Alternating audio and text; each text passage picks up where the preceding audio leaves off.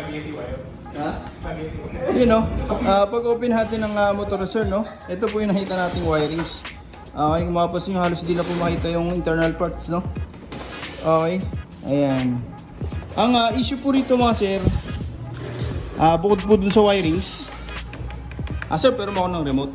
Ayan, yung busina po, ito po, ganyan po ang tunog. Kailangan pa raw i-start yung engine, makapagbusina no. Pero pigil pa rin po yung tunog mga sir. Okay, MDL, ayan. Parang X-Men po no, naka V. Okay. Tapos napansin natin dito mga sir, yung busina po dito nakakabit sa ano no, pairings. Okay. Masama po ito mga sir, lalambot po ito over time. Kakalubak-lubak po no. Okay. Ayan. Ulitin po natin ito lahat mga sir. Ayan. Pero yung mga parts pa rin yung gagamitin. Ito katulad ng busina, yung MDL, ito po yan. Yan pa rin po yung gagamitin. Pero wirings bago na po lahat. Ito mga relay na to no, mga ordinary, papalitan na po natin yan. Pati itong switch no, peke po ito mga sir. Ito po yung plastic na nabibiyak. Okay. Papalitan natin ng magandang klase yung metal po no. Okay. Pinta na kayo din dyan. Ganda ka yung truck. Ngayon mga sir no, inumpisa na po natin baklasin lahat ng mga electrical wire. Ayan. Okay, may natira na lang po din sa loob no. Okay. Ibang wirings no, mga walang balot po. Ito yung delikado po mga sir. Okay. Dito, may napansin dito ako kanina rito no, yung wire. Duktong-duktong na po. Tapos may angat-ngat po ng daga no. Tinanggal na rin po natin yan. Okay. Ito no. Wala na rin yung socket yung brake switch sir. Okay. Papalitan po natin yan no.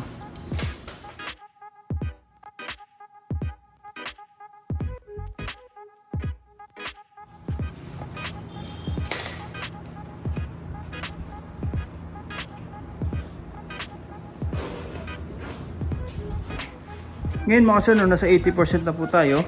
Ayun, kung mapapansin nyo, wala na po yung mga wirings dito kanina. Nalilista rin po natin yung ibang pairings sir. Ayan, ito na po yung partial wirings po natin, no? Okay. Yung busina, dito pa rin. Dalaw po yan, nilipat natin, no? Hindi na po nakakabit sa pairings. Nasaan na po siya, mismong chassis.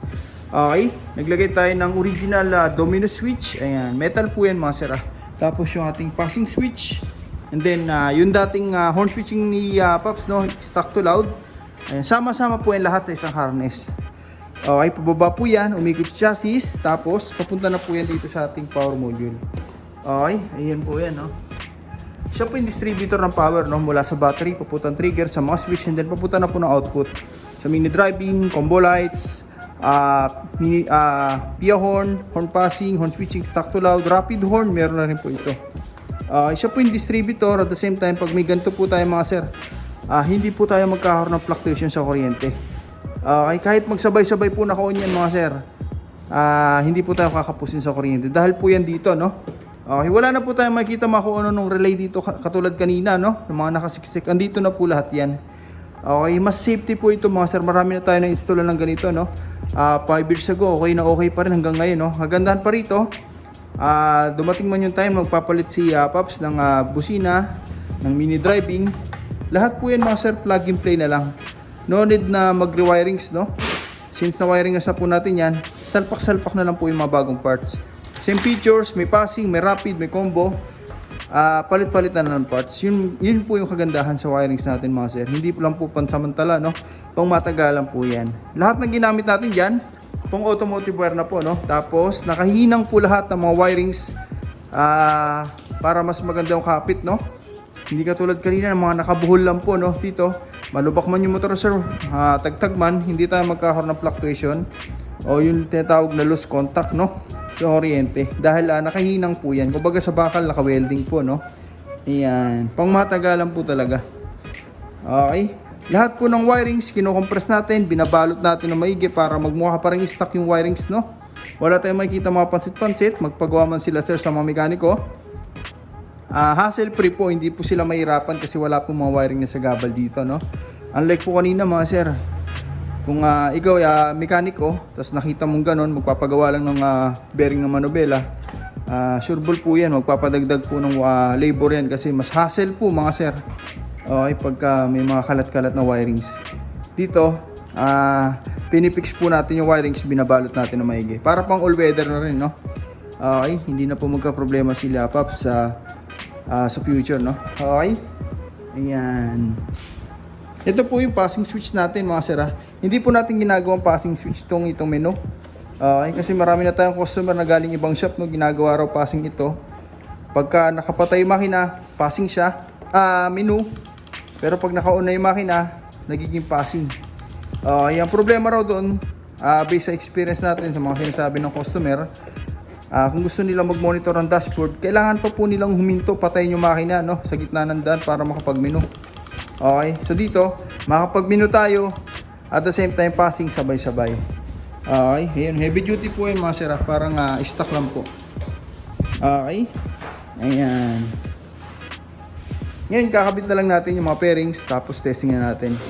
Okay, kung kanina mga sir, no, yung busina ni Paps, pag nakapatay yung makina, basta naka-on po yung susi, no, hindi po tumutunog na maayos. Ngayon, yung pa rin po yung ginamit natin na busina, nagpalit lang tayo ng buong wire harness.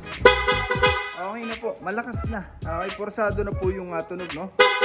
Okay, ibig sabihin yan, hindi na po kinakapos yung kuryente ni Paps. Okay, dahil po yan sa mga wiring natin na heavy duty, at the same time yung power module natin. Okay, ayan, no.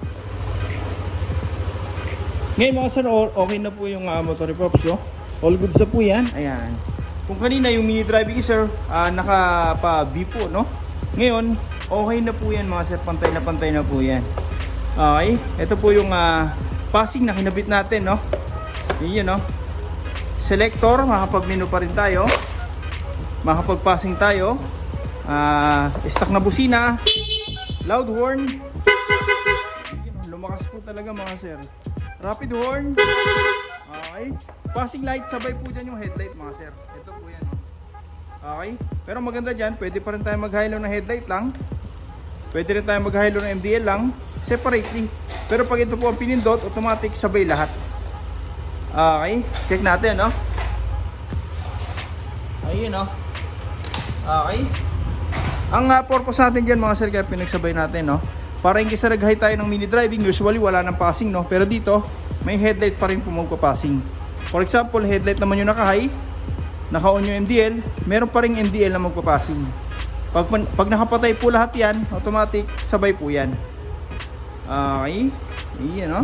Stock horn, lumakas din po. Okay. Ayan, no?